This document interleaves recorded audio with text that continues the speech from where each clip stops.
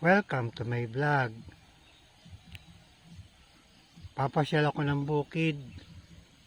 Dito na lang ako dadaan sa likod ng bahay.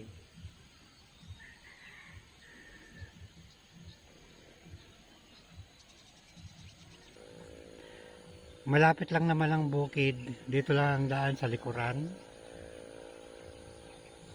Diretso lang ako dun sa kabilang kalsada. Kalsada ng irigasyon. Bali ito yung irigasyon na tumutugon sa bukid. Hindi siya umaagos ngayon dahil may nasira nung panahon ng bagyong uwan. Kaya mostly ng mga magsasaka dito, hindi lahat nakapagtanim ng palay. Ang mga nagtanim lang yung may mga gamit na bomba ng patubig, yung ginagamitan ng krudo. Itong malapit sa bahay namin, ang gamit nila di kuryente na patubig. Mas makakatipid kasi kung gagamit ng di kuryente kumpara sa bibili ng krudo. Masyadong madamo ang irigasyon kasi hindi naman dumadalo yung tubig.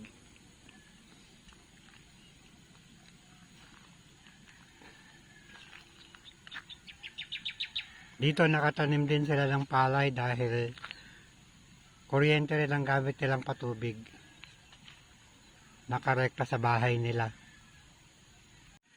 Kaya kakaunting magsasaka lang ang mga nagtanim ng palay ngayon. Mostly ng mga gulay ang itinanim. Itong kabilang side, ibang barangay na may sakop dito, medyo malayo ang bahay nila. Kaya hindi na rin nagtanim ng palay. Ito kasi sa kabila ng mga building na yan, highway na yan, pinaka main road na ng barangay namin. Kaya nakakonekta sila sa bahay nila, nakakagamit ng bomba ng patubig na ginagamitan ng kuryente. Madaming ibon na nagliliparan.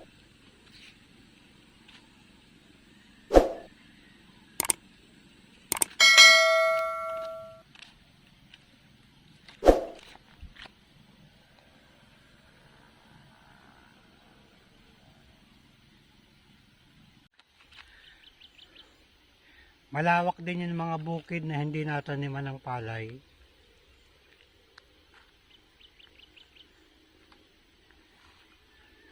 Gawa ng wala namang tubig ang irigasyon sa ngayon.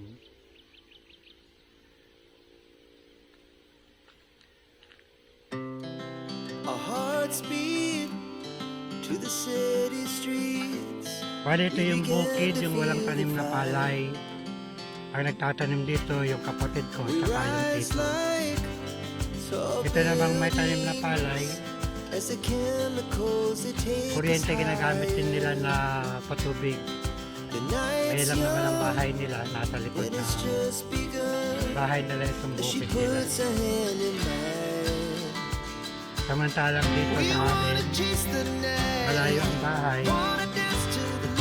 Kaya hindi na kami nagtanim ng palay. Imbis na palay, nalagyan na lang nila ng munggo or nagsabot na lang ng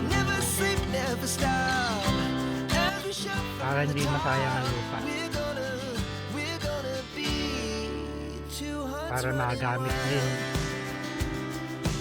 At the same time, pataba din naman ang munggo sa lupa. Nakatubo na rin ang mga isinabog na munggo. Malalaki na rin. Kahit pa paano mapapakinabangan din naman ito.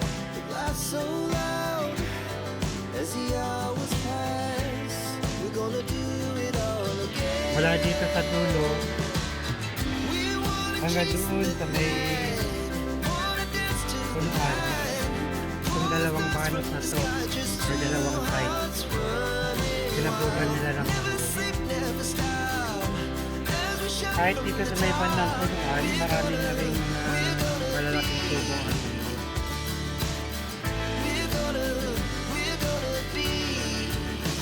Doon ako lang tayo sa dulo. Andito na ako sa may punuan ng bukid. Actually, may bomba din ng patubig dito. Ito yung bomba ng patubig.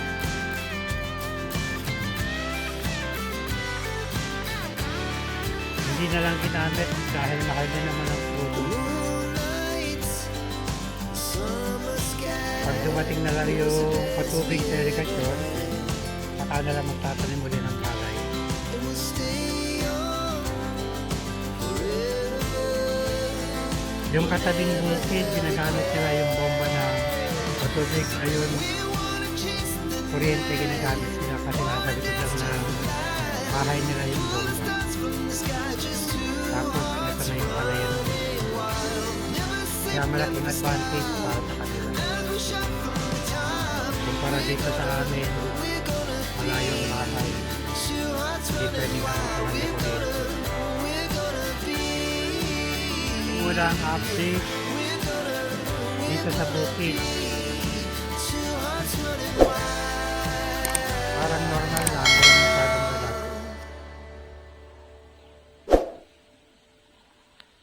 Till here. Thanks for watching.